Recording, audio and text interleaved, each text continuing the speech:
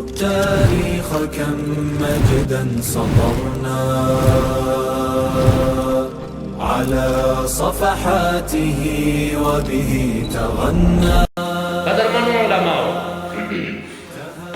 دغه موضوع لکه عنوان نسی معلومیږي د دین د علماو او د عصر د علماو د شتون اهمیت په جامعه کې. دا خو موږ د نصوصو د عباراتو په رڼا کې وویلې، خو یو دوه خبرې کول زه غواړم.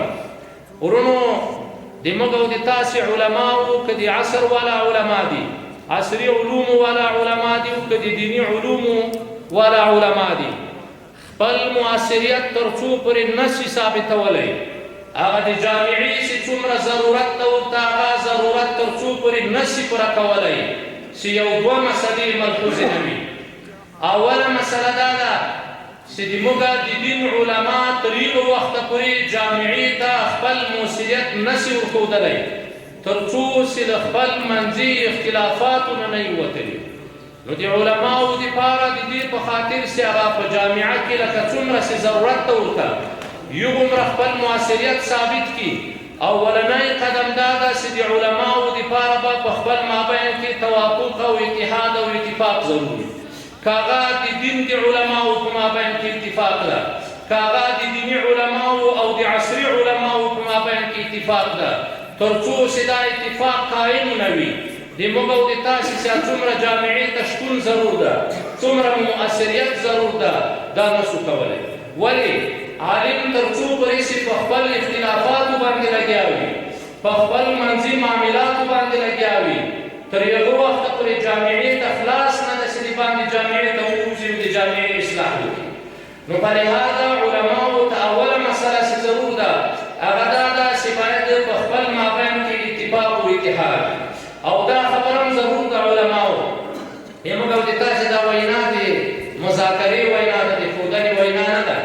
انساني طبیعت ده چې اختلافات به هم راځي، په یو کور کې هم اختلافات راځي، د پلار او د زوی تر مابین هم اختلافات راځي، علما انسانان دي په مابین کې به اختلافات راځي.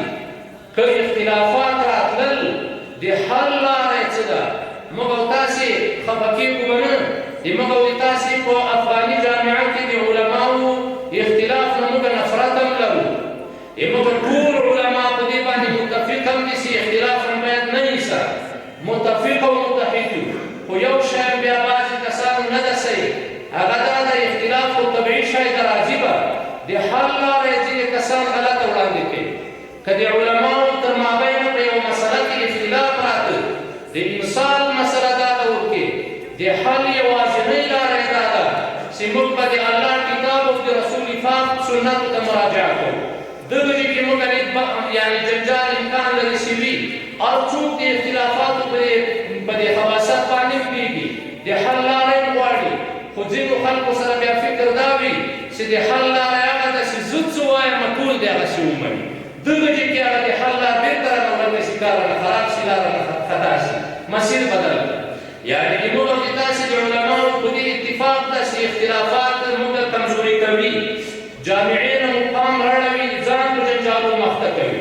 خو چې د حل لارې مسله راووځي، د حل لار تر ټولو نه د انصاف لاره دا ده چې د الله کتاب او د رسول پاک سنت ته مراجعه وشي.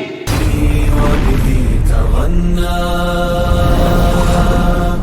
تهاب الأسد وطأتنا لأننا